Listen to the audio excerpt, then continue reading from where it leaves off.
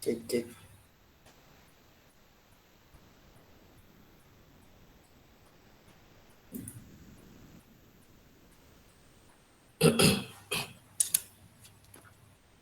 Pagi Bu. Assalamualaikum. Ya, Waalaikumsalam Bu. Siap. Alhamdulillah sehat. Ibu sehat Bu? Ya.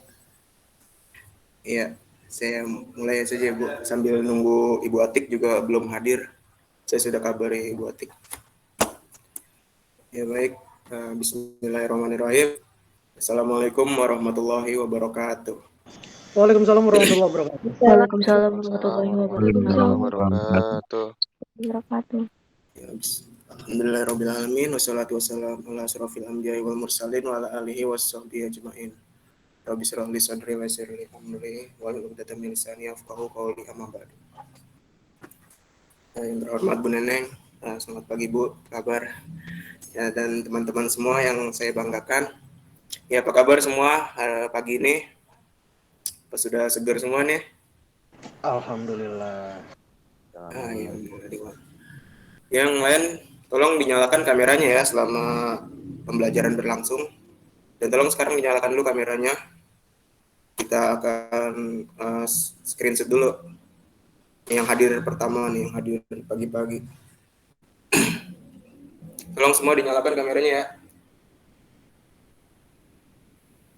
Ayo, Firda, Afidin Zidan, Mutiara Kamila, Fatali, Ayudian, Amisya, Prayugo, Silva, Arfa, Sitida, Farel, Rahmat, Ikrimah, Fatir, Wanda, Nurul, Farah, Azla, Rahayu, Aulia, Nur Halimah, Lina. Silakan nyalakan dulu kameranya. Saya akan mendokumentasikannya terlebih dahulu di awal pelajaran sekarang. Udah nih, nggak ada yang lagi kameranya. Ya sudah, ya. Silakan dong. 1, 2, 3.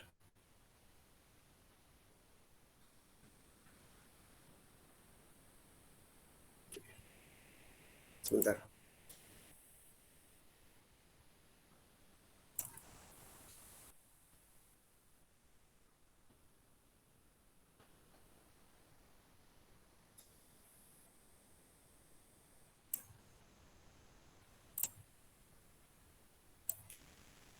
Ya, terima kasih. Terima kasih, tolong semua dinyalakan kameranya ya selama pembelajaran berlangsung sampai akhir pelajaran nanti. Karena itu juga termasuk penilaian dalam sikap kalian hadir di mata pelajaran kali ini. Ya, sebelumnya mari kita berdoa dulu yang akan dipimpin oleh ketua kelas. Dipersilakan, Prayugo. Baik, semuanya sebelum mulai pembelajaran akidah, Langkah BK kita berdoa terlebih dahulu. Berdoa dimulai.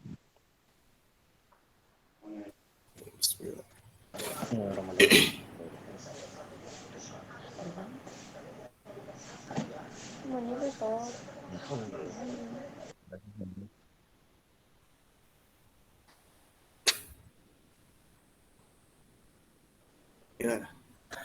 Terima kasih Prayugo telah memimpin doa. Selanjutnya saya akan dulu ya.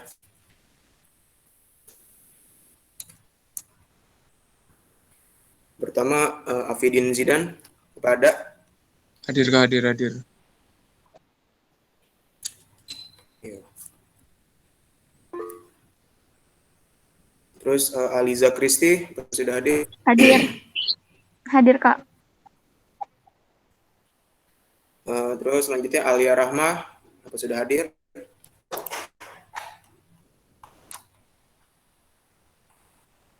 Belum ya Alia ya. Selanjutnya Amisya. Hadir. Baik. Anafiur Rahman. Belum. Arfa. Hadir Kak. Arfa. Hadir. Eh, Kalista Zelda. Kalista Zelda apa sudah hadir? Belum. Terus Dian Ayuning, Dian Ayu. Hadir, Kak. Hadir. Baik. Oke, nggak apa-apa, Ikrima.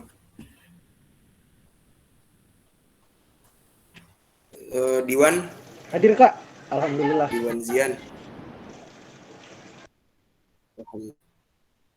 Terus selanjutnya Farah Azralia. Kak.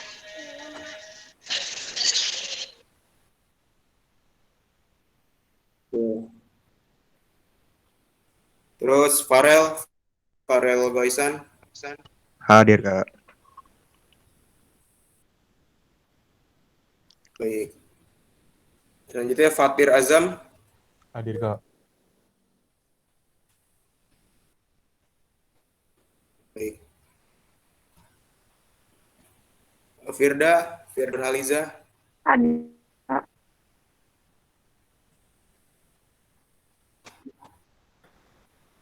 Baik. Selanjutnya Helmi Haidar. Helmi belum hadir ya. Selanjutnya Ikrima. Hadir, Ikrima Pak. tadi oke. Nisa. Harunisa hadir, Harunisa. Belum. Oke. Nah, selanjutnya Lina Husnul. Lina. Hadir, Kak. Hadir.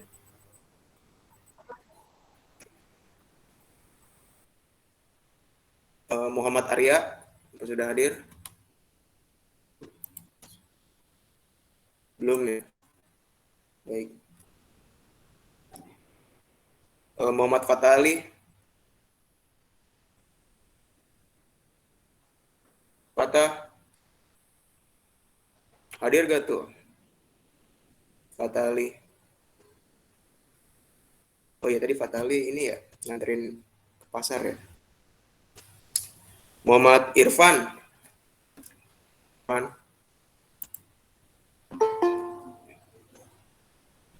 Muhammad Irfan belum ya? Baik. Terus Muhammad Rizky lah. Muhammad Rizky lah. Oke. Muhammad Zaki sudah hadir.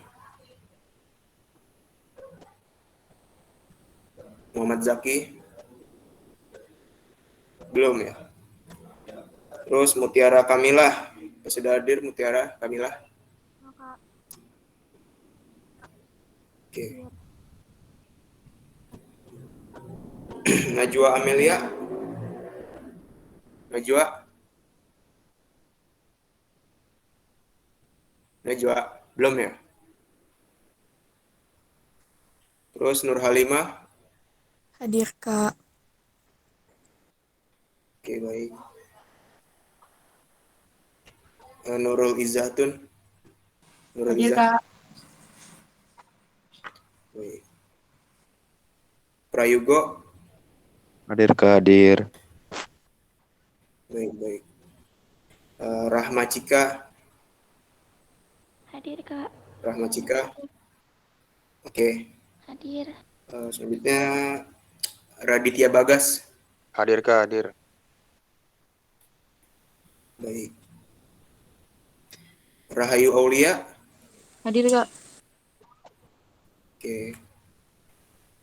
Robi Alfain. Sudah hadir? Belum ya. Siti Nuraida. Hadir, Kak. Hadir. Oke.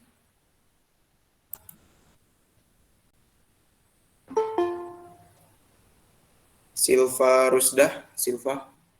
Hadir, Pak. Oke. Yang terakhir Wanda Hadir, Nur Pak. Faiza. Oke. Ada yang belum Bapak panggil namanya? Saya Alia, Pak. Pak.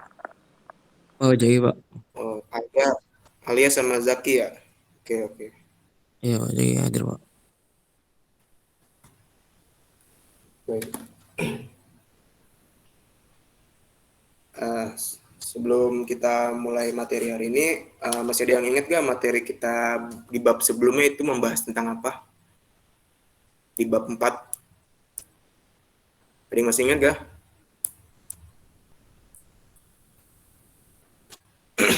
Tolong semua dinyalain dong kameranya. Ini yang dinyala di saya cuman Amisya, Siti Nuraida, sama Diwan, sama Raditya Bagas nih. Prayugo, Lina, Firda, Rahma, Rizkila, Mutiara. Nah, ada yang masih ingat gak materi kita berarti waktu yang lalu ya? Di bab 4 itu tentang apa? Tidak akhlak. Gaul. Etika bergaul, Kak. Nah, ya, etika bergaul. Akhlak Nah, bergaul. terus di etika bergaul itu apa, Diwan? Akhlak bergaul pada yang lebih tua, teman sebaya, lawan jenis.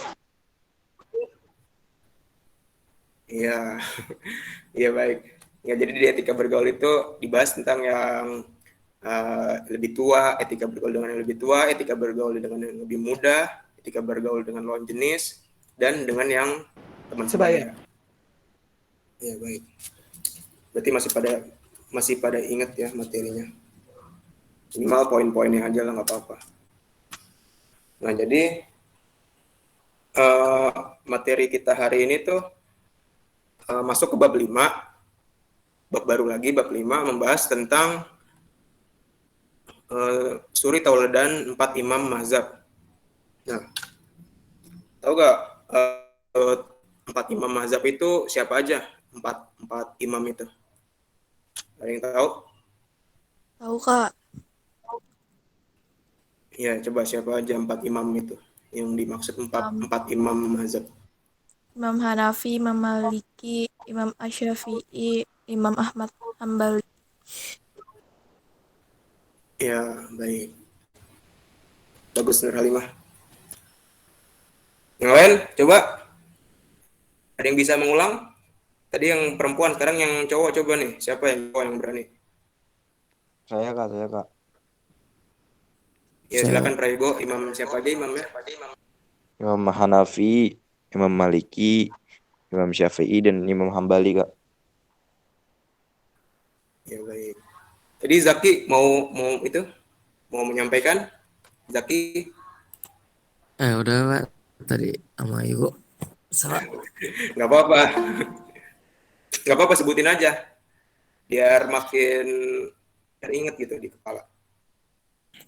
Imam Hambali, Imam Hanafi, Imam Syafi'i, Imam Maliki. Ya, baik. Berarti sudah pada tahu lah yang dimaksud 4 imam tersebut. Nah, jadi kita ini mayoritas masyarakat muslim di Indonesia ini merupakan kita muslim yang bermazhab Syafi'i, ya kan? Terus juga nggak jarang juga muslim yang tidak mengikuti mazhab Syafi'i. Saya kurang tahu sih di mana, tapi pasti ada yang tidak memakai mazhab Syafi'i di Indonesia. Nah, hal-hal tersebut itu merupakan pilihan kita masing-masing. Terus kita juga harus bersikap menghargai ya atas perbedaan tersebut. Nah, contohnya kayak misalnya kunut kan. Kunut pada waktu subuh itu hukumnya sunnah kan untuk mazhab Imam Syafi'i. Tapi untuk imam lain itu kunut itu tidak perlu, ya kan? Terus juga dalam menanggapi perbedaan tersebut juga beberapa imam mazhab telah memberi contoh kepada kita semua gitu. Jadi kayak saling menghargai gitu. Pada masing-masing mazhab kita harus bisa memiliki sikap menghargai atas perbedaan pandangan tersebut. Atas perbedaan pilihan ya, mazhab itu pilihan bukan pendapat. Nah, jadi adapun yang kita bahas di bab kali ini tuh tentang suri tauladan 4 imam mazhab, yaitu Imam Abu Hanifah ya kan. Maksudnya mazhab Hanafi. Terus Imam Malik bin Anas mazhab Maliki, dan terus Imam Syafi'i mazhab Syafi'i, dan terakhir Imam Ahmad bin Hambal itu mazhab Hambali. Nah, namun yang kita bahas di sini yaitu suri tauladannya ya, bukan apa fikihnya, karena itu masuk dalam pelajaran fikih bukan di akidah akhlak. Jadi yang dibahas di sini yaitu suri tauladannya, yaitu sikap dari para 4 imam mazhab ini yang patut kita contoh atau yang bisa kita contoh dari mereka, dari beliau-beliau tersebut. Nah, baik. Saya akan ini PPT-nya.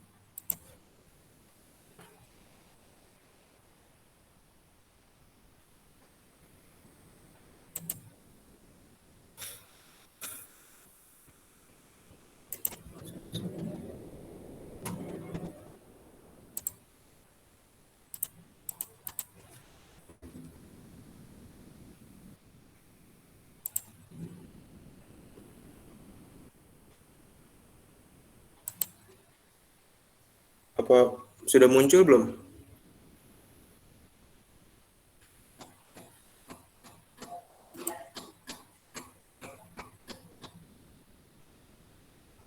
Sudah muncul ya?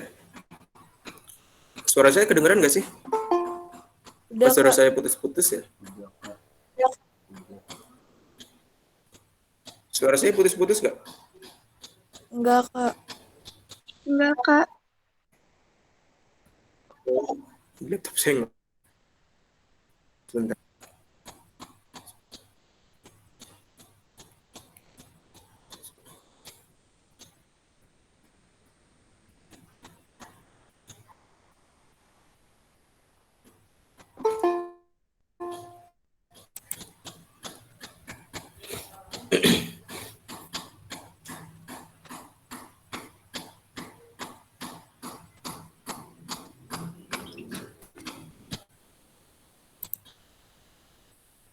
Nah, jadi materi kita pada pagi hari ini di sesi pertemuan ke-10 minggu ini itu bab 5 suri tauladan 4 imam mazhab fikih. Indikatornya yaitu meyakini sifat-sifat sufistik dari sufistik Imam Abu Hanifah, Imam Malik, Imam Syafi'i, dan Imam Ahmad bin Hanbal. Lalu berakhlak mulia sebagai teladan dari sifat sufistik dari 4 imam mazhab fikih. Terus membiasakan berakhlak mulia sebagai teladan dari sifat sufistik dari 4 imam mazhab fikih. Lalu memperjelas kisah-kisah sufistik dari 4 imam mazhab fikih, menyajikan ragam sikap dan sifat sufistik dari 4 imam mazhab fikih, dan mengatasi masalah dengan bersurit teladan pada sikap dan sifat sufistik dari 4 imam mazhab fikih.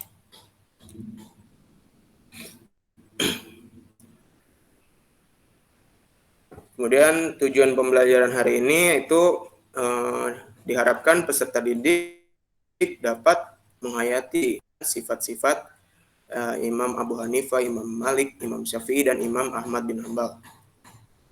Kemudian juga dapat mengamalkan sikap takwa, waro, zuhud, sabar, dan ikhlas yang mencerminkan sifat-sifat kesufian Imam Abu Hanifah, Imam Malik, Imam Syafi'i, dan Imam Ahmad bin Hanbal. Kemudian mengevaluasi kisah kesufian 4 imam tersebut, lalu juga menilai kisah kesufian para 4 imam tersebut, 4 imam mazhab dalam kehidupan sehari-hari untuk dijadikan teladan kehidupan sehari-hari. Jadi teman-teman diharapkan dapat fokus ya dalam pembelajaran kali ini supaya dapat lebih mudah menangkap materi pelajaran hari ini. Soalnya materi ini agak rumit menurut saya. Nah, jadi ini peta konsepnya yaitu suri tauladan 4 imam mazhab fikih, ada Imam Abu Hanifah, Imam Malik bin Anas, Imam Syafi'i, Imam Ahmad bin Hanbal. Dan juga nanti ada sejarah, biografi dan sejarah singkatnya.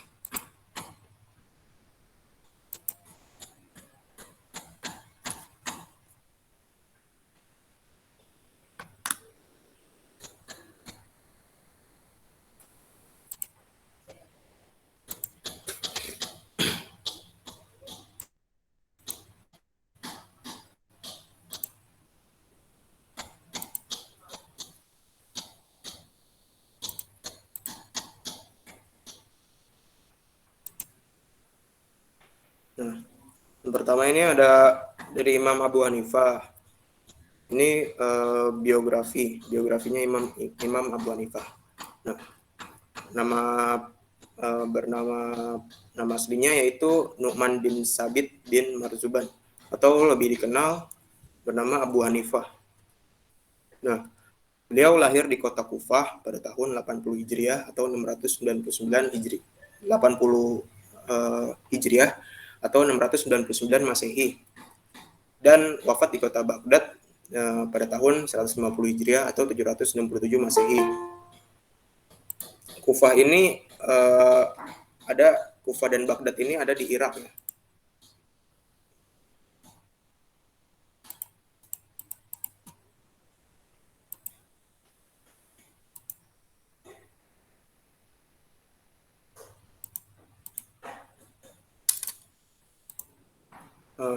Beliau tumbuh dalam keluarga yang soleh dan kaya.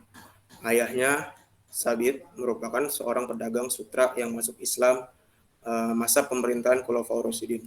Nah, Abu Hanifah ini saat lahir itu udah termasuk dilahirkan di dalam keluarga yang kaya. Nah, kayanya ini karena berdagang sutra. Terus juga keluarganya juga soleh-soleh, keluarga muslimin yang takwa kepada Allah.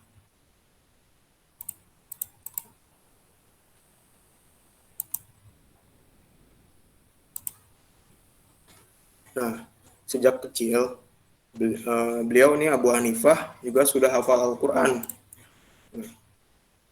Beliau ini menghabiskan waktunya untuk terus-menerus mengulangi hafalan agar tidak lupa. Pada bulan Ramadan, Abu Hanifah pun bahkan bisa menghatamkan Al-Quran berkali-kali. Terus gurunya ini 4.000 orang. Di antaranya 7 orang dari sahabat Nabi, 93 orang dari kalangan tabi'in, dan sisanya dari kalangan tabi'at tabi'in. Salah satunya yaitu Al-Syabi, Ahmad bin Sulaiman, atau bin Robah. Juga selanjutnya, nah, tolong dibacakan dong. Ada yang ingin membacakan? Persilakan. Bisa tolong dibacakan.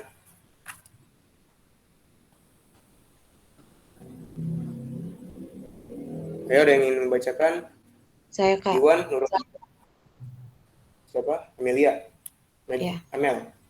Ya. Oke, silakan Amel. Pada awalnya, beliau menganggap bahwa belajar agama bukan tujuan utama karena sebagian besar waktunya dihabiskan untuk berdagang di pasar. Namun setelah bertemu dengan seorang ulama besar, Al-Syabi, beliau kemudian serius dalam belajar agama. Al-Syabi mengatakan kepada Abu Hanifah, kamu harus memperdalam ilmu dan mengikuti halaqah para ulama, karena kamu cerdas dan memiliki potensi yang sangat tinggi, tutur Al-Syabi. Setelah itu, Imam Abu Hanifah pun mengikuti halaqah Hamad bin Abu Sulaiman.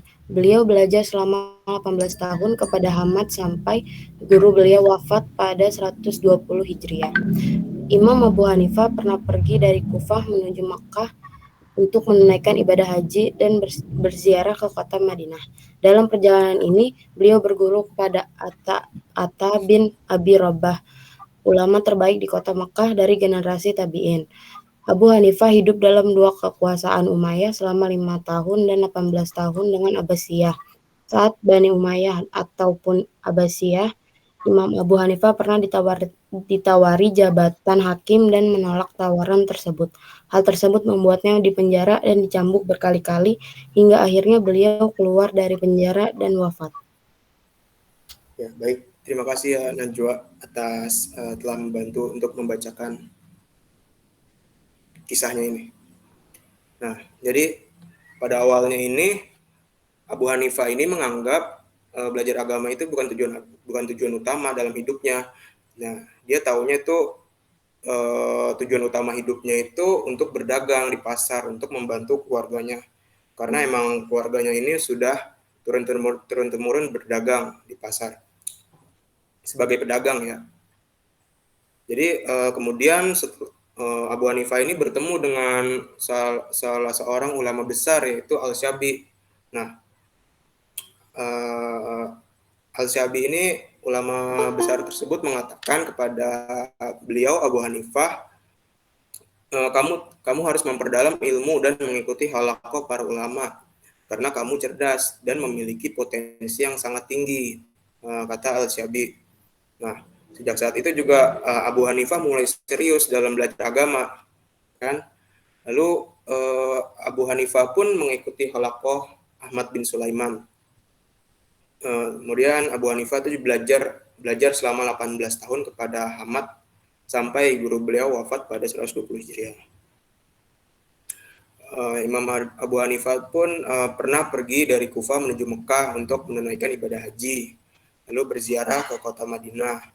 Nah, dalam perjalanan ini beliau juga sempat berguru dan belajar agama atau ilmu fikih kepada Atha bin Robah, itu ulama terbaik di kota Mekah pada generasi tabi'in. Nah, beliau ini Abu Hanifah hidup dalam dua kekuasaan, Umayyah selama 5 tahun dan Abbasiyah selama 18 tahun. Nah, Abu Hanifah ini pernah ditawari jabatan pada saat kepemimpinan masa Umayyah dan Abbasiyah. Namun beliau menolak tawaran tersebut karena menurut beliau tidak sanggup atau merasa tidak mampu gitu untuk menjabat sebagai hakim.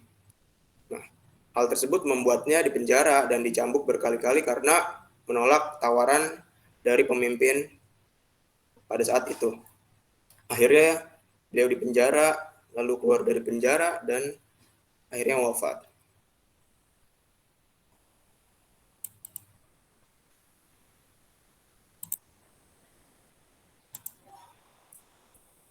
Nah, selanjutnya ada kisah keteladanan Imam Abu Hanifah.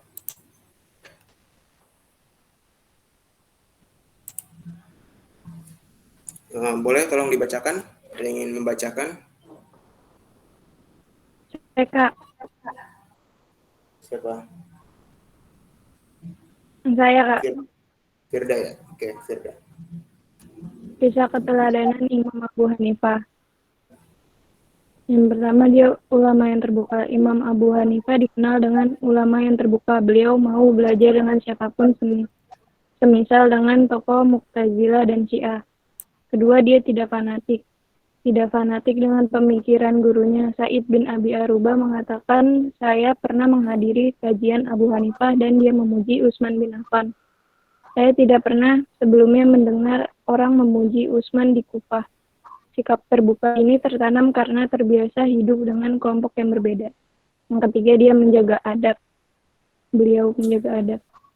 Abu Hanifah selalu berpesan kepada murid-muridnya agar selalu menjaga adab dan tutur kata ketika berhadapan dengan masyarakat, terutama orang yang berilmu. Pesan ini selalu disampaikan agar masyarakat bisa dekat dan tidak resah dengan pendapat yang disampaikan. Yang terakhir, tidak mau menerima bantuan. Imam Abu Hanifah tidak mau menerima bantuan pemerintah. Seluruh biaya hidupnya ditanggung sendiri dan diperoleh dari hasil usaha dagangannya. Ya baik, terima kasih Firda telah membantu membacakan. Nah, jadi kisah keteladanan dari Imam Abu Hanifah ini yang bisa kita teladani, itu beliau merupakan ulama yang terbuka atau orang yang terbuka. Maksudnya terbuka itu beliau Abu Hanifah ini mau belajar dengan siapapun tokohnya imam tersebut. Contohnya ya kayak tokoh Mu'tazilah dan tokoh Syiah. Nah, saat juga belajar dengan beberapa tokoh tersebut, beliau juga tidak fanatik dengan pemikiran gurunya. Beliau itu tidak berlebihan gitu, tidak terlalu mentuhankan pemikiran gurunya. Jadi beliau masih saring lagi, yang penting beliau belajar ilmunya gitu. Jadi itu juga Sa'id bin Abi Arubah mengatakan, saya pernah menghadiri kajian Abu Hanifah dan dia memuji Utsman bin Affan. Saya tidak pernah sebelumnya mendengar orang memuji Utsman di Kufah. Sikap terbuka ini tertanam karena terbiasa hidup dengan kelompok yang berbeda. Ya, karena Imam Abu Hanifah ini sering menghadiri kajian-kajian para guru-gurunya beliau, akhirnya beliau ini menjadikan dia mempunyai sikap yang bijaksana gitu, karena Imam Abu Hanifah ini suka terbiasa hidup dengan kelompok yang berbeda gitu. Jadi dia tahu cara dia beradaptasi gitu. Lalu menjaga adab kan. Terus juga tidak mau menerima bantuan dari pemerintah karena beliau ini sudah tahu diri lah. Beliau ini berasal dari keluarga kaya, dia mampu dalam menghidupi dirinya sendiri gitu. Dia kan berdagang, dia dari hasil usaha dagangannya itu dia untuk hidup. Beda kan sama kita ya kan. Kalau misalnya kita merasa udah mampu nih, tapi kemarin kayak misalnya dapat bansos dari pemerintah, kita masih terima juga. Ya karena beda banget dari kita lah. Karena beliau ini termasuk orang yang mulia gitu. Nah selanjutnya juga masih ada nih keteladanan Imam Abu Hanifah, yaitu beliau saling memuji dan berbaik sangka. Nah jadi misalnya ketika Imam Malik berkata, saya merasa tidak punya apa-apa ketika bersama Abu Hanifah. Sesungguhnya ia benar-benar ahli fikih, wahai orang Mesir, wahai Alaits. Kemudian Alaits pun menceritakan ucapan pujian Imam Malik kepada Imam Abu Hanifah. Lalu beliau, Imam Abu Hanifah menjawab, bagus sekali ucapan Imam Malik terhadap Anda.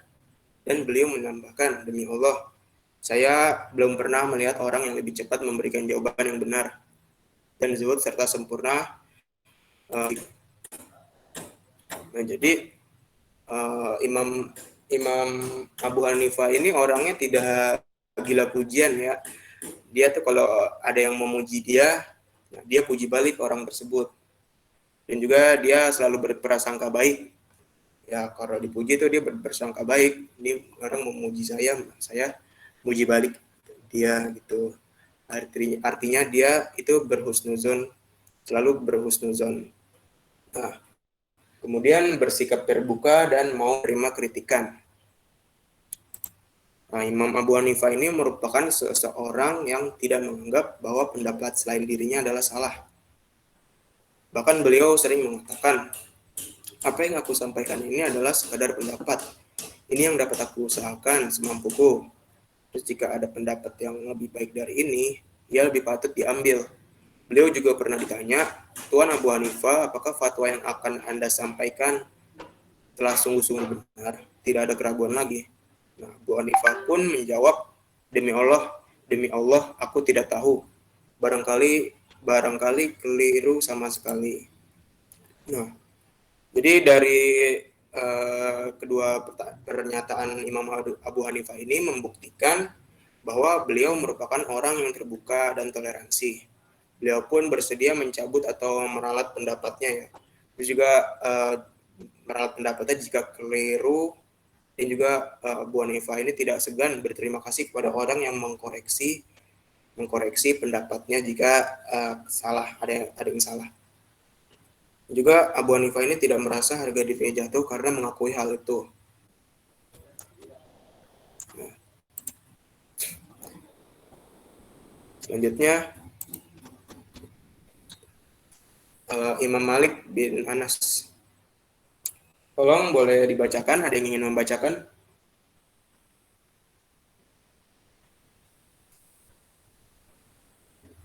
Ya, apa ada yang ingin membacakan? Siapa? Nur Halimah. Iya. Baik. Biografi Imam Malik bin Anas. Malik bin Anas bin Malik bin Amr al-Imam Abu Abd Allah al-Humairi al-Asbani al-Madani. Lahir di Madinah pada tahun 93 Hijriah atau 714 Masehi dan wafat pada tahun 179 Hijriah atau 800 Masehi. Pendiri mazhab Maliki yang ahli di bidang fikih dan hadis. Karyanya adalah Al-Muwatta, Anas merupakan ayah beliau yang seorang periwayat hadis, dan Malik bin Amr merupakan kakek beliau yang merupakan ulama dari kalangan tabi'in. Kakeknya banyak meriwayatkan hadis dari tokoh-tokoh besar sahabat seperti Umar bin Khattab, Utsman bin Affan, Tolha bin Ubaidillah, Ummul Mukminin Aisyah, Abu Hurairah, Hasan bin Sabit, dan Uqail bin Abi Thalib. Pribadi yang tekun sejak kecil. Gurunya yaitu Rabi'ah bin Abdurrahman. Beliau juga belajar di Halaqah Abdurrahman bin Hurmuz selama 13 tahun. Ya, baik, terima kasih Halimah ya sudah membantu membacakan biografi Imam Malik bin Anas. Ya, nah jadi selanjutnya ini biografi Imam Malik bin Anas dan sejarah singkatnya. Jadi bernama nama panjangnya itu Malik bin Anas bin Malik bin Amr al-Imam Abu Abdullah al-Humyari al-Asbahi al-Madani. Nah, beliau lahir di Madinah ya, pada tahun 93 Hijriah atau 714 Masehi dan wafat pada tahun 179 Hijriah dan 800 Masehi. Beliau merupakan pendiri mazhab Maliki yang ahli di bidang fikih dan hadis. Karyanya itu Al-Muwatta. Al-Muwatta itu merupakan mengenai perkataan dan perbuatan Nabi Muhammad yang dia rangkum ya oleh Imam Malik ini selama hidupnya. Selama 40 tahun dia rangkum kitab Al-Muwatta ini. Terus juga Anas, ayah beliau, ayahnya bernama Anas, merupakan periwayat hadis, dan Malik bin Amr kakeknya adalah ulama dari kalangan tabi'in. Kakeknya banyak meriwayatkan hadis dari tokoh-tokoh besar sahabat seperti Umar bin Khattab, Utsman bin Affan, Tolha bin Ubaidillah, Ummul Mukminin Aisyah, Abu Hurairah, Hasan bin Sabit, dan Uqail bin Abi Thalib. Nah, Imam Malik bin Anas ini juga merupakan pribadi yang tekun sejak kecil. Sejak kecil beliau tuh sudah hafal Al-Quran. Setelah menghafal Al-Quran sudah hatam, lalu dia mulai menghafal hadis dan juga rajin belajar ilmu fikih. Terus juga gurunya yaitu Rabi'ah bin Abdurrahman. Terus juga Imam Malik ini juga pernah belajar di Halaqah Abdurrahman bin Hurmuz selama 13 tahun. Nah, Imam Malik ini satu-satunya imam yang tidak pernah mengembara ke negeri lain. Jadi dia hanya belajar di kampungnya sendiri. Beliau hanya mencukupkan belajar ilmu kepada tokoh dan ulama dari kalangan tabi'in dan ulama di Madinah, di kampungnya sendiri. Lalu dengan ketekunan tersebut menjadikan beliau pribadi yang berpengetahuan luas. Ulama besar seperti Imam Abu Hanifah dan Imam Syafi'i pun pernah belajar dan menimba ilmu kepada beliau. Sebelum beliau wafat, beliau meninggalkan beberapa karya yang dapat dinikmati, yaitu kitab Al-Muwatta dan Mazhab Maliki.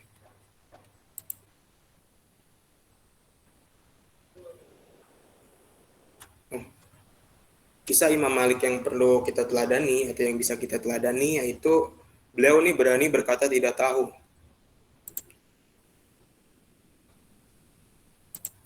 Jadi hal ini penting ya, karena sebagai seorang yang berpengetahuan terkadang sulit atau bahkan gengsi untuk mengatakan tidak tahu. Sebuah riwayat dari Ibnu Mahdi menyatakan bahwa ada seseorang lelaki bertanya kepada Imam Malik tentang sebuah masalah. Imam Malik menjawab, "La usina, aku tidak mengerti masalah itu dengan baik." Lalu lelaki itu berkata lagi, "Aku telah melakukan perjalanan jauh untuk bertanya kepadamu tentang masalah ini." Imam Malik lalu berkata lagi kepadanya, "Nah, ketika kau kembali di tempat tinggalmu, ketika kau sampai di sana gitu, kabarkan pada masyarakat di sana bahwa aku berkata kepadamu bahwa aku tidak mengerti dengan baik masalah tersebut."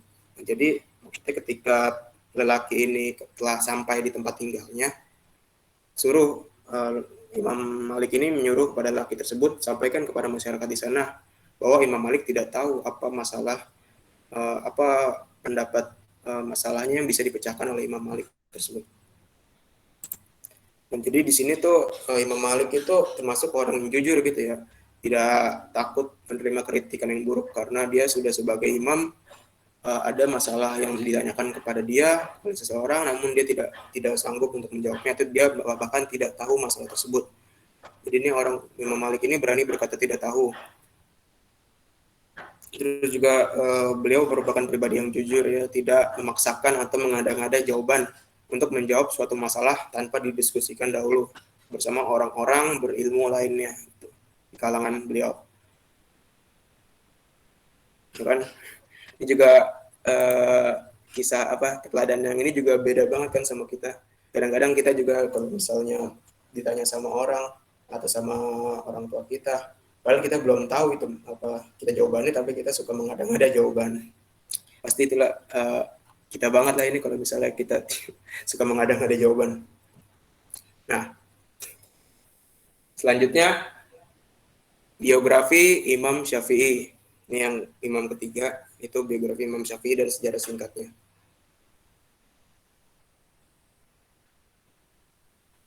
Boleh tolong dibacakan? Ada yang ingin membacakan tentang biografi Imam Syafi'i? Silakan. Saya, Kak. Oke, Diwan. Bismillahirrahmanirrahim. Biografi Imam Syafi'i. Beliau nama aslinya ialah Abu Abdullah Muhammad bin Idris Asy-Syafi'i atau Muhammad bin Idris Asy-Syafi'i atau Imam Syafi'i. Beliau merupakan pendiri mazhab Syafi'i. Lahir pada tahun 150 Hijriah di Gaza, Palestina. Ayahnya Idris bin Abbas dan ibunya Fatimah al-Azdiyah. Kakeknya yaitu Syafi'i bin Asy-Syaib. Beliau cepat menghafal, pandai bersyair dan berbahasa Arab.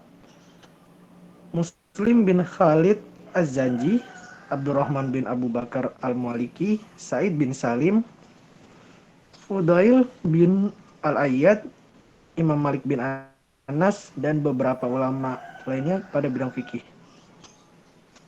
Ya, baik. Terima kasih Diwan yang sudah membantu membacakan biografi Imam Syafi'i. Nah, jadi Imam Syafi'i ini bernama asli Abu Abdullah Muhammad bin Idris Al-Syafi'i, atau lebih singkatnya Muhammad bin Idris Al-Syafi'i, atau biasa kita sebut Imam Syafi'i.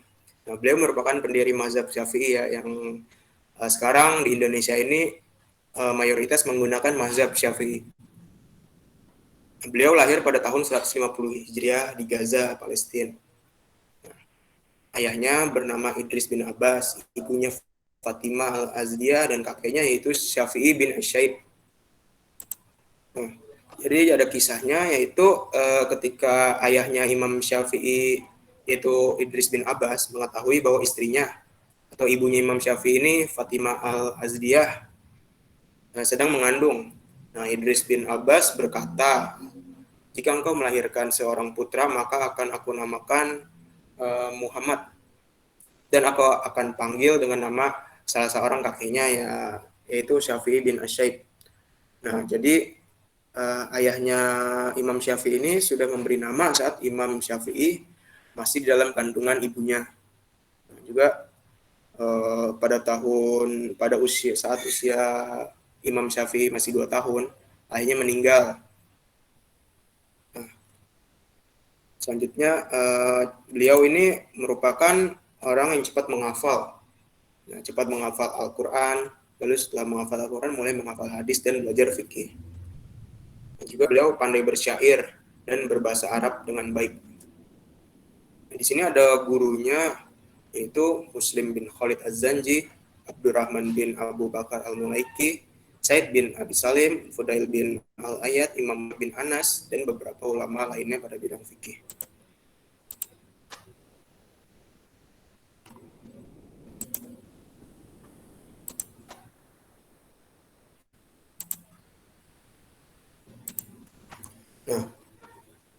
Nah, saat usia 20 tahun, beliau pergi ke Madinah dan berguru kepada Imam Malik bin Anas.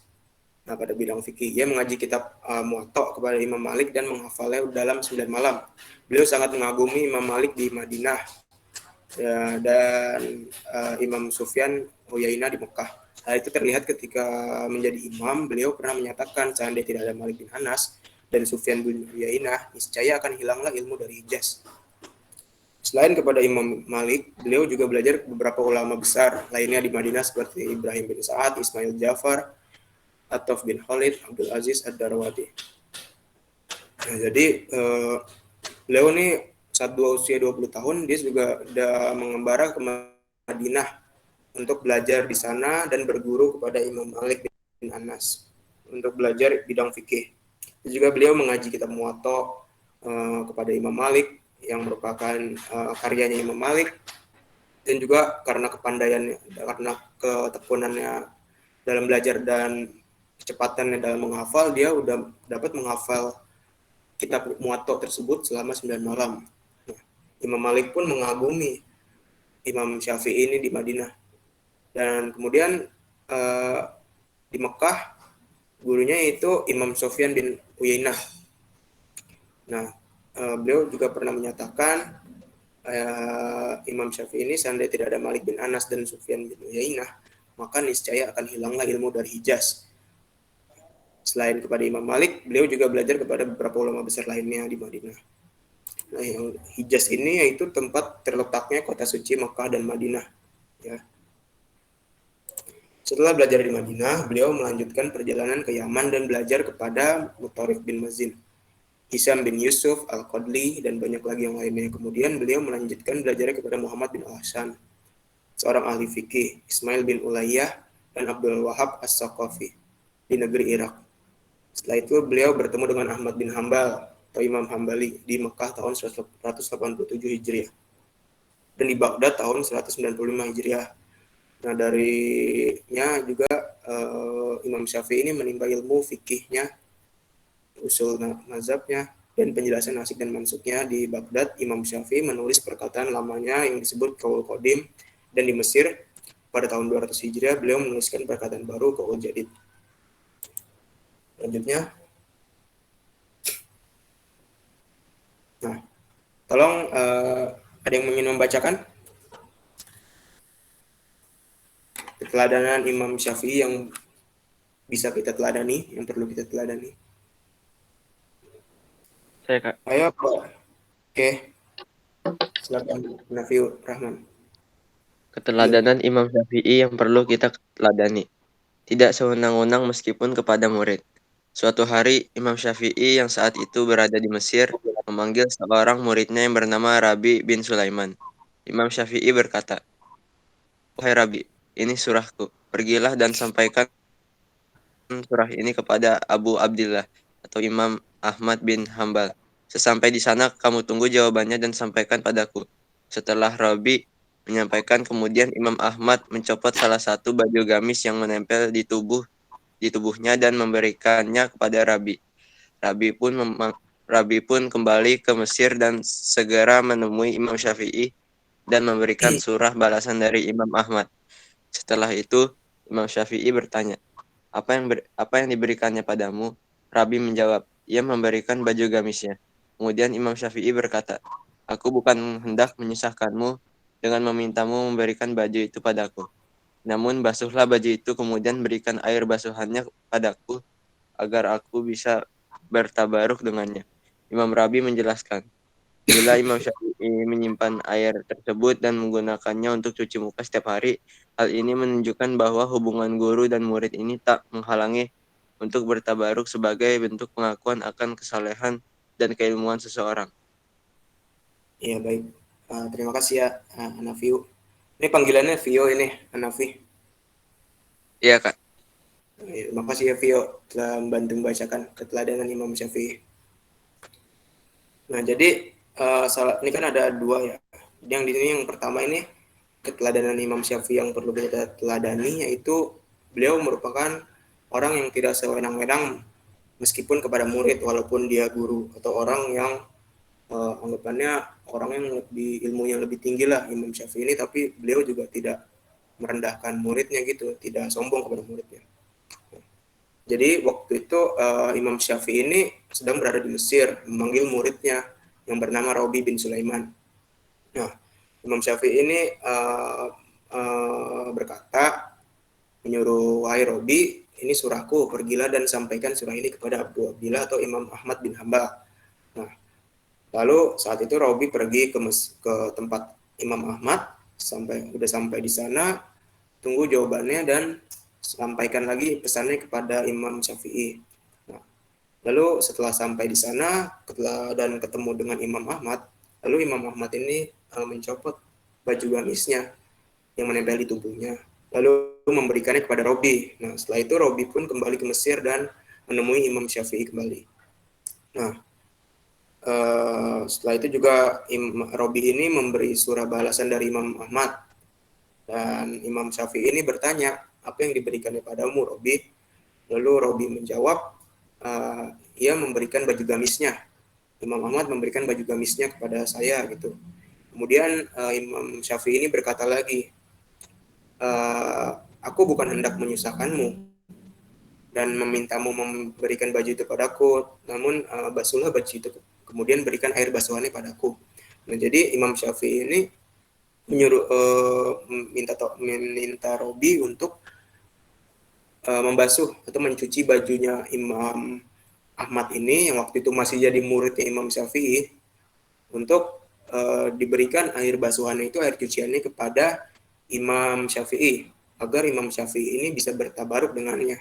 Nah, maksudnya bertabaruk ini itu mencari berkahnya gitu.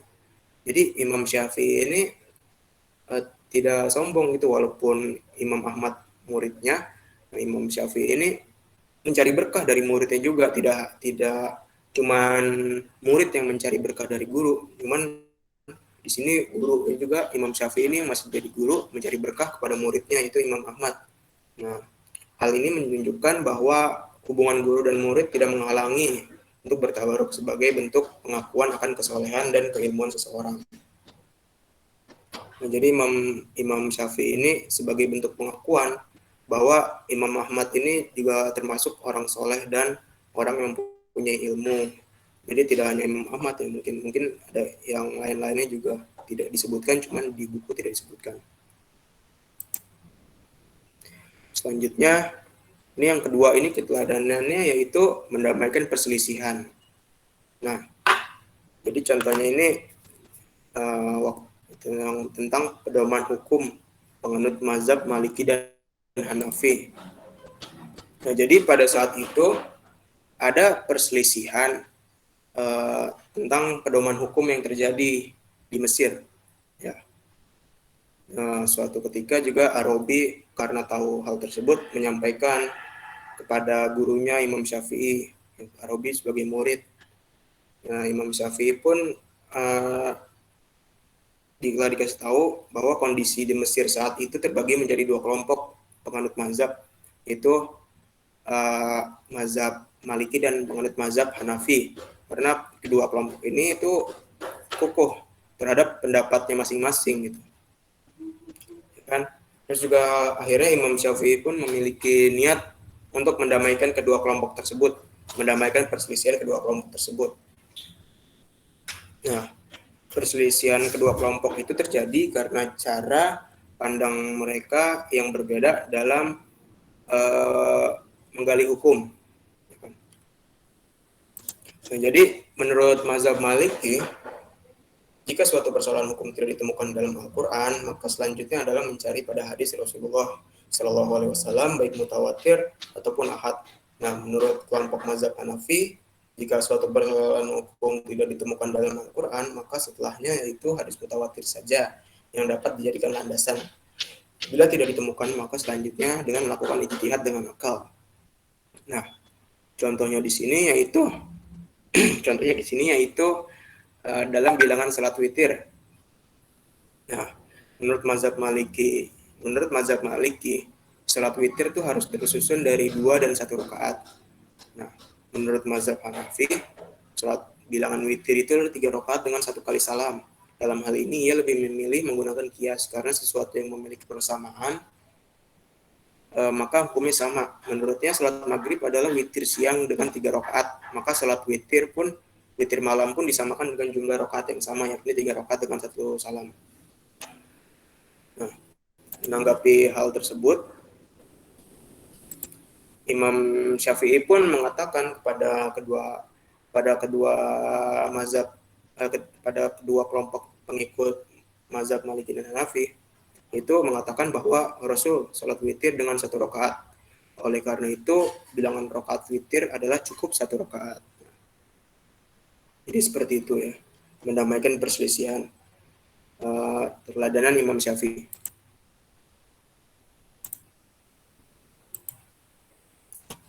Selanjutnya ini ada biografi Ahmad bin Hambal.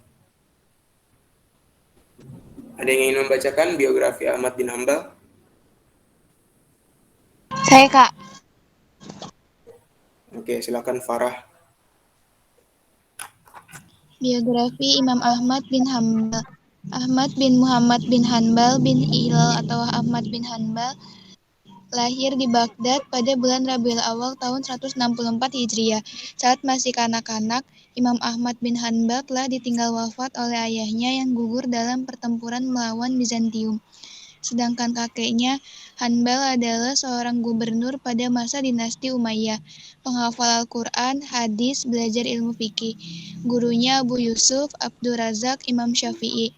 Imam Ahmad wafat setelah menderita sakit selama 10 hari dan meninggal pada siang hari tanggal 22 Rabiul Awal tahun 241 Hijriah atau 855 Masehi. Terima kasih ya, Farah. Terima kasih Farah ya, telah membantu membacakan biografi Imam Ahmad bin Hanbal. Jadi beliau bernama panjangnya, nama aslinya Ahmad bin Muhammad bin Hambal bin Hilal, atau lebih sering kita sebut Ahmad bin Hambal. Nah, beliau ini merupakan pendiri mazhab Hambali, yang saat ini tuh mazhab Hambali nggak salah digunakan sebagai mazhab di Arab Saudi. Beliau ini lahir di Baghdad. Jadi Baghdad itu di Irak. Nah, pada bulan Rabiul Awal tahun 164 Hijriah. Nah, saat masih anak-anak nih, Imam Ahmad bin Hambal sudah ditinggal wafat oleh ayahnya yang gugur dalam pertempuran melawan Bizantium. Terus juga sedangkan kakeknya Hambal adalah seorang gubernur pada masa dinasti Umayyah. Nah, ini sama nih, beliau juga orang tekun dalam belajar, terus juga dalam menghafal. Seperti dia saat anak-anak juga sudah menghafal Al-Quran dan hadis. Setelah sudah hafal Al-Quran dan hadis, beliau ini Imam Ahmad bin Hambal mulai belajar ilmu fikih kepada guru-gurunya, salah satunya itu Abu Yusuf, Abdur Razak, dan Imam Syafi'i. Juga Imam Ahmad ini wafat pada tanggal 22 Rabiul Awal tahun 241 Hijriah atau 855 Masehi, setelah menderita sakit selama 10 hari dan meninggal pada siang harinya di tahun tersebut.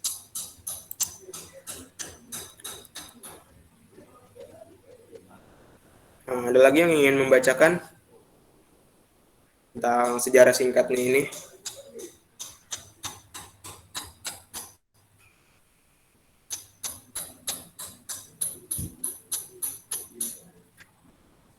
Halo, suara saya terdengar tidak? Putus-putus ya? Jelas, Kak? Oke. Coba ada yang ingin membacakan lagi nih? Saya, Kak. Kak. Siapa nih? Silva atau Ikrimah? Ikut aja, Kak. Silva aja, Kak. Silva. Ntar abis itu baca lagi dah, ada satu slide lagi nih terakhir. Jadi Silva atau Ikrimah nih? Ada Silva, silakan. Yang baca yang sejarah singkatnya. Imam Ahmad menghafal Al-Quran di usia belia dan mulai mengumpulkan hadis dan mendalami fikih sejak umur 15 tahun. Sampai umur 19 tahun, beliau mencari ilmu di Baghdad. Setelah belajar di Baghdad, beliau berkelana ke banyak daerah seperti Kufah, Basra, Makkah, Madinah, Yaman, dan Syam, guna berguru kepada ulama terkemuka setempat. Beliau pernah belajar kepada Abu Yusuf, salah satu murid Abu Hanifah, kemudian Abu Razak, salah satu generasi pemula penyusun kitab hadis, serta Imam Syafi'i. Ketika Imam Syafi'i tinggal di Baghdad, Imam Ahmad rajin mengikuti halakohnya. Kedalaman ilmu fikih dan hadis menjadikannya unggul di majelis Imam Syafi'i. Imam Ahmad juga berjumpa dengan Imam Syafi'i di dataran Hijaz dan Irak.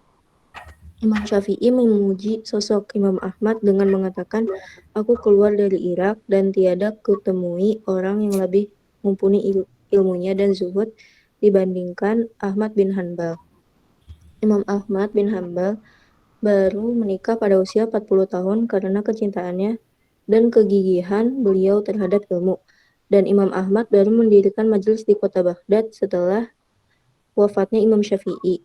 Imam Ahmad wafat setelah menderita sakit selama 10 hari dan meninggal pada siang hari pada tanggal 22 Rabiul Awal tahun 241 Hijriah atau 855 Masehi. Baik, terima kasih Silva ya, sudah membantu membacakan sejarah singkatnya. Sama-sama, Pak. Jadi Imam Ahmad bin Hanbal ini sejak belia itu sudah menghafal Al-Quran ya kan, dan juga mulai menghafal dan mengumpulkan hadis dan mendalami fikih sejak umur 12 tahun. Sampai umur 19 tahun, beliau sudah mulai berkelana mencari ilmu di Baghdad.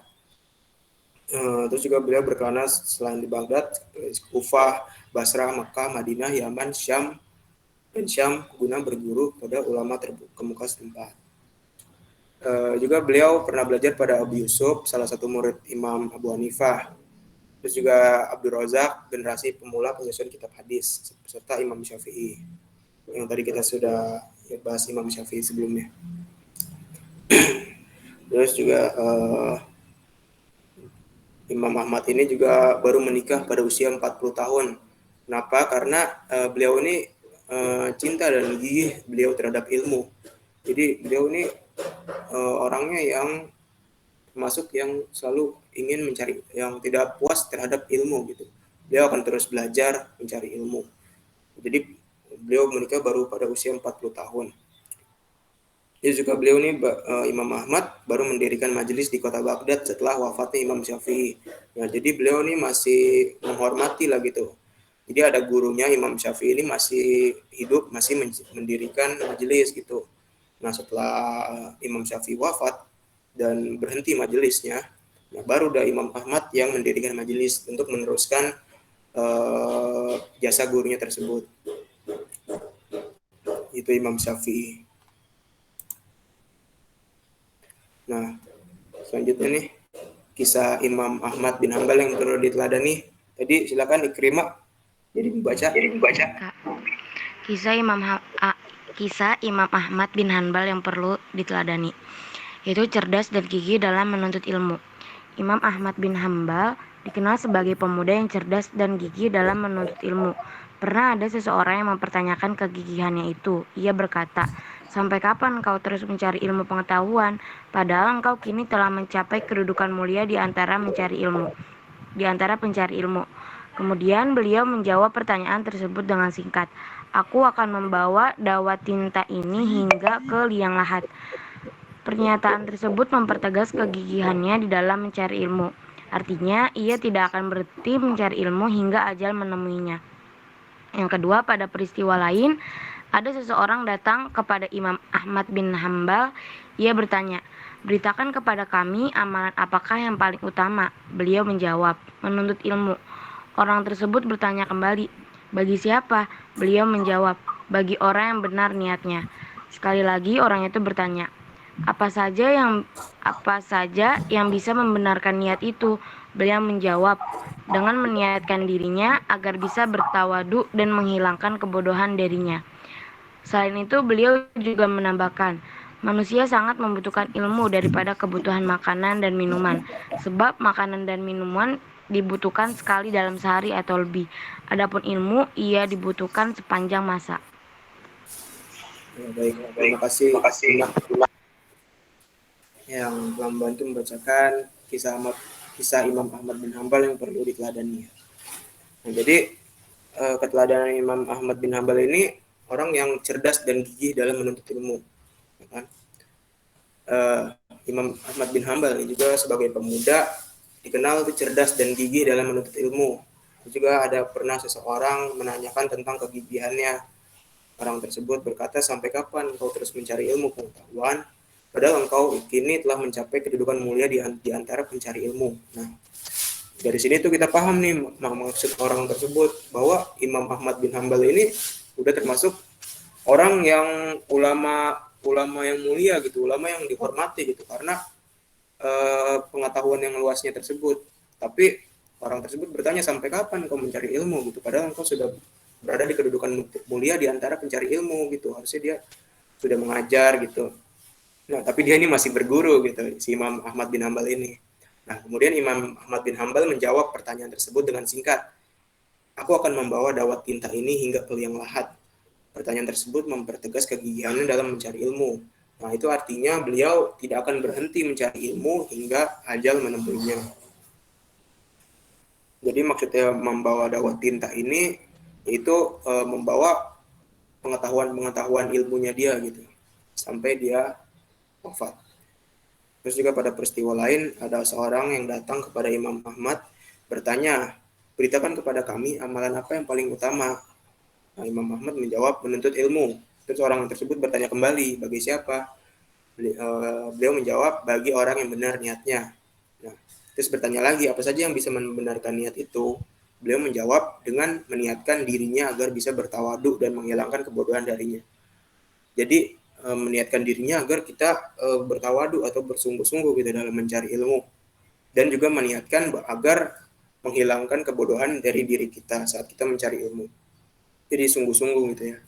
Terus juga beliau juga menambahkan, Imam Ahmad bin Hambal ini menambahkan, manusia sangat membutuhkan ilmu daripada kebutuhan makanan dan juga minuman. Sebab makanan dan minuman dibutuhkan sekali dalam sehari atau lebih. Adapun ilmu, ia dibutuhkan sepanjang masa.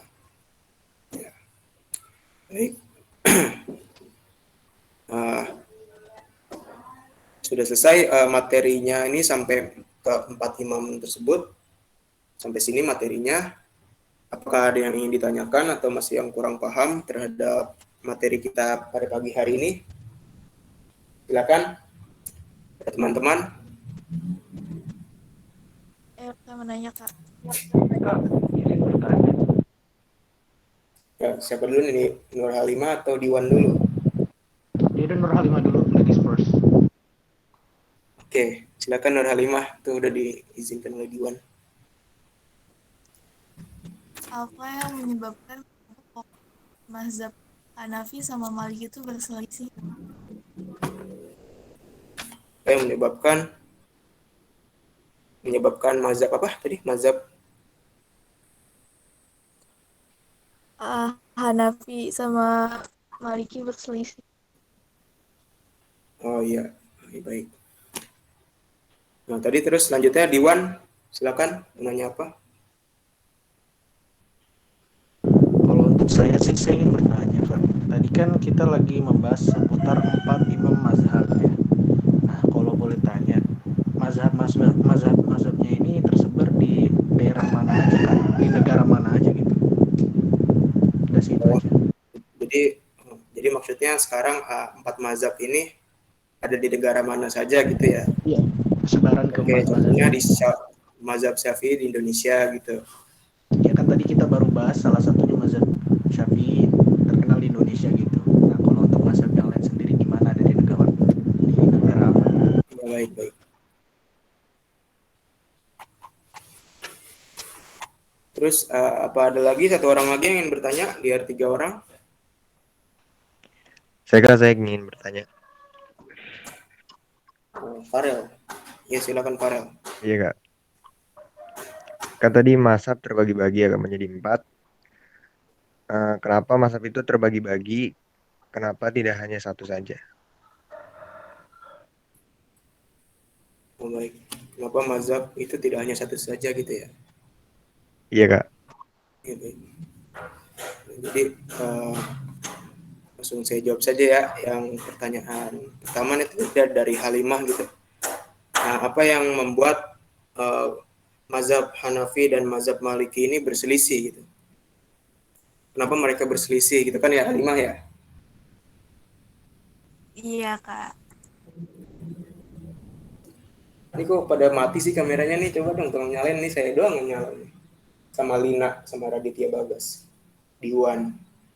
Coba nyalain dulu dong. Berarti dari tadi pada matiin kamera kali ya?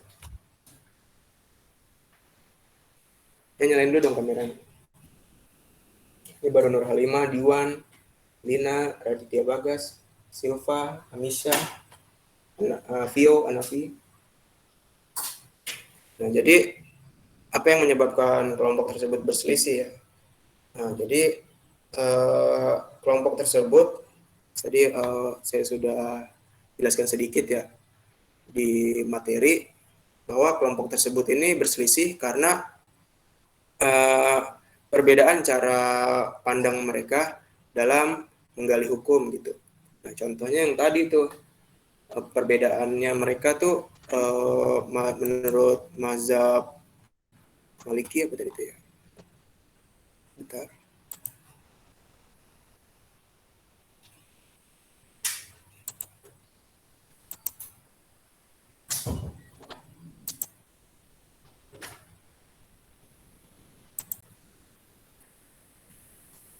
Nah, jadi waktu itu kan kenapa mereka berselisih itu karena di satu negara itu di Mesir mereka ya mazhab Maliki dan Hanafi.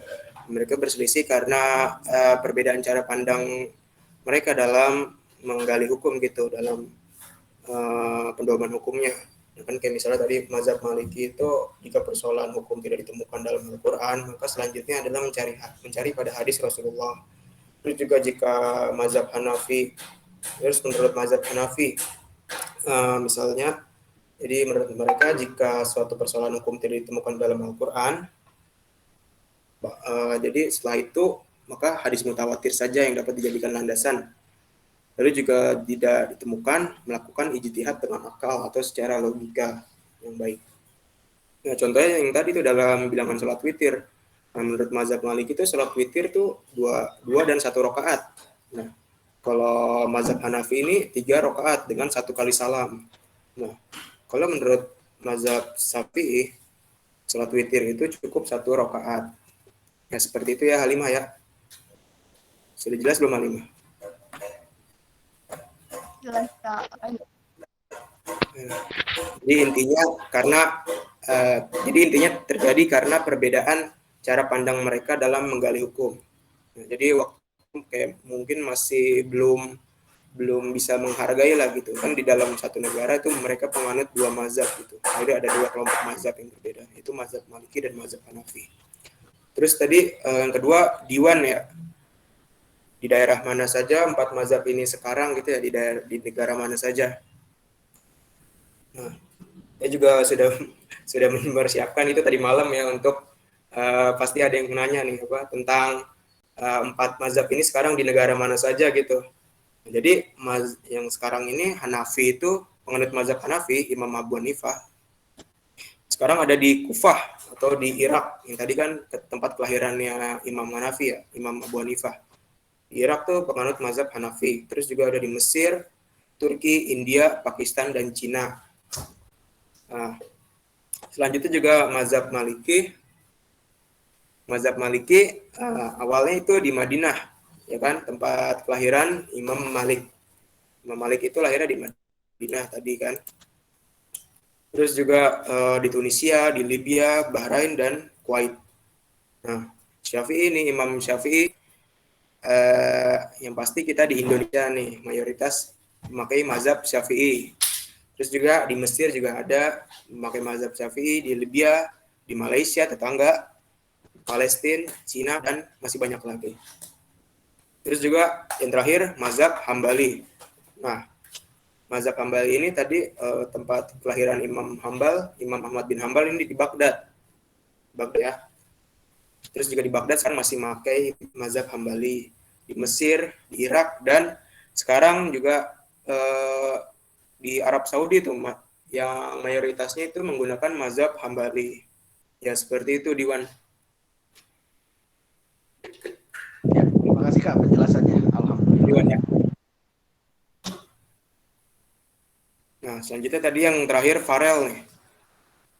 Farel. Nah, kenapa mazhab terbagi-bagi ya? Kenapa tidak hanya satu saja gitu? Nah, jadi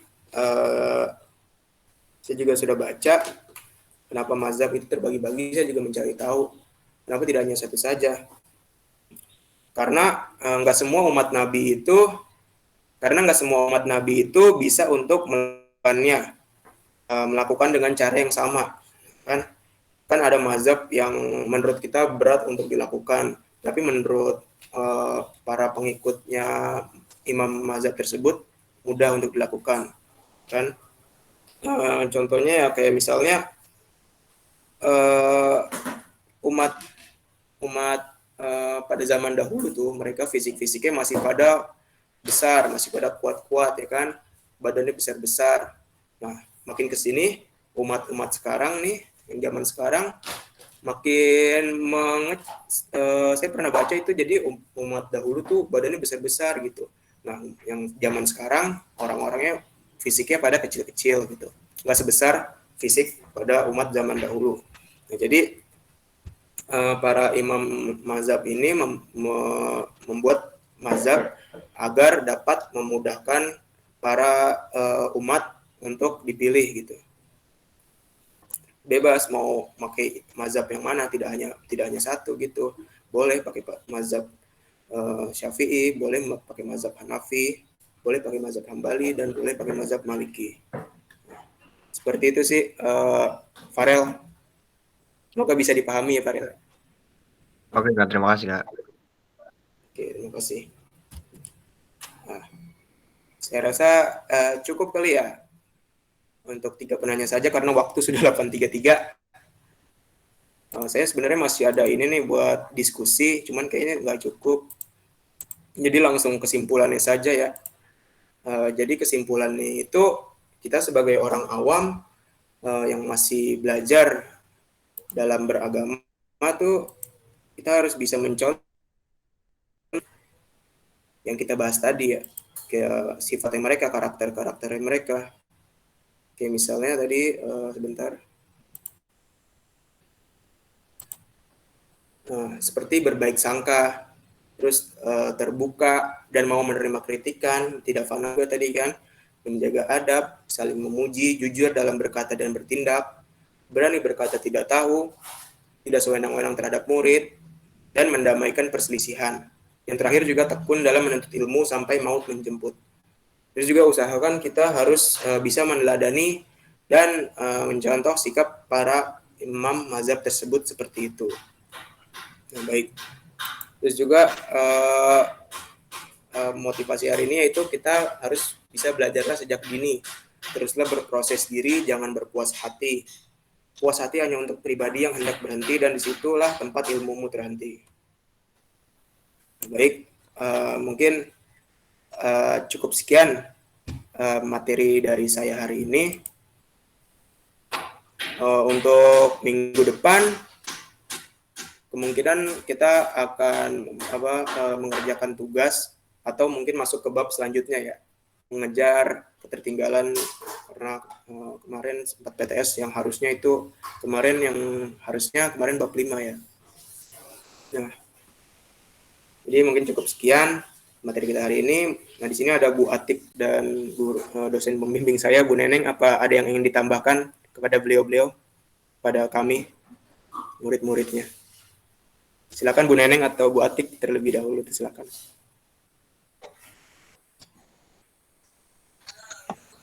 Baik, terima kasih Rifki.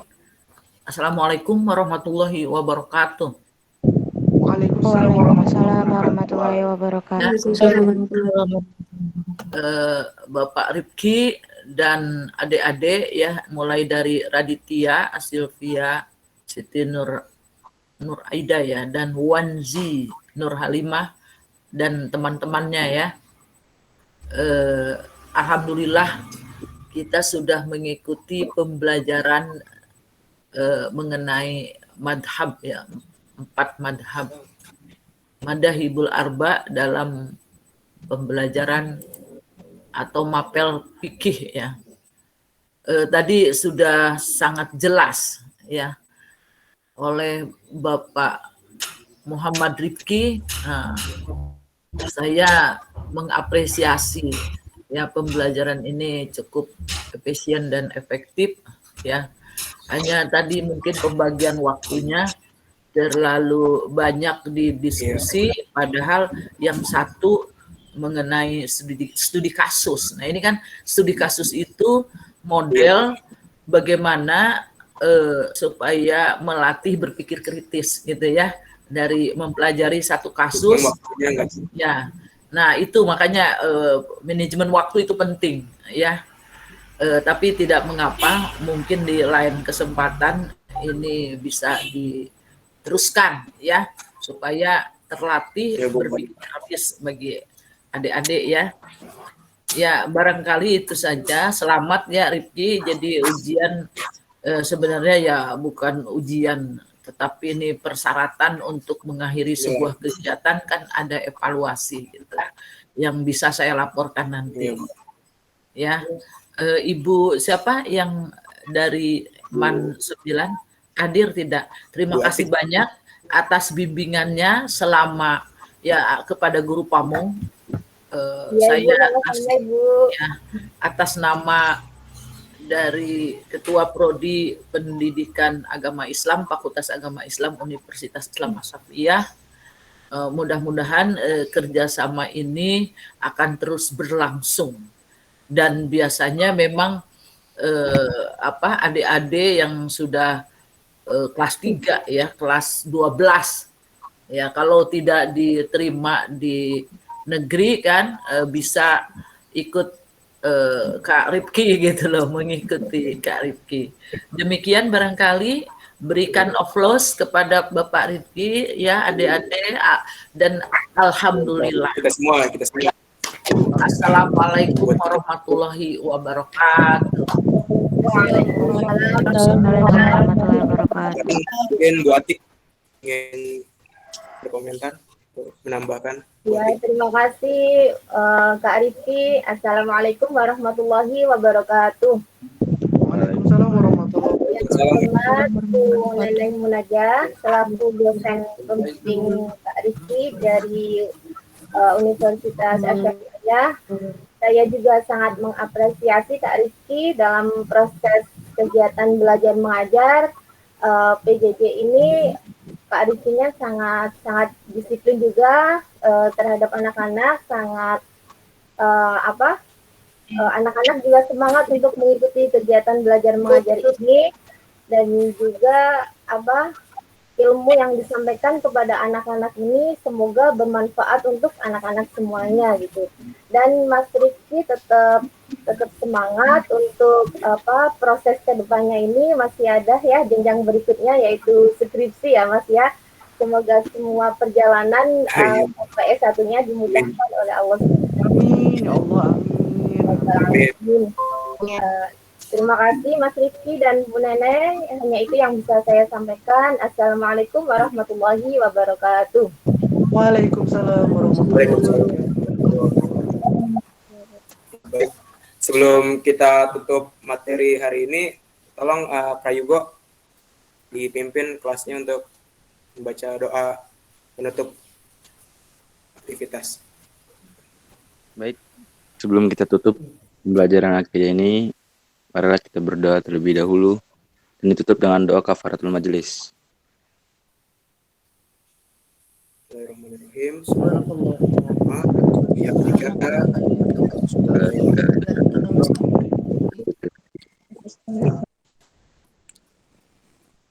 Ya, terima kasih ya semua atas pembelajaran pertemuan hari ini. Semoga semua tetap sehat selalu. Terima kasih juga yang sudah bertanya dan membacakan. Ya, terima kasih semua. Ya, sekian. Assalamualaikum warahmatullahi wabarakatuh.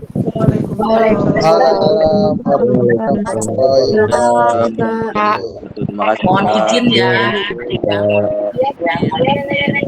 Silakan. Terima kasih Kak. Terima kasih Kak. Pamit keluar Kak.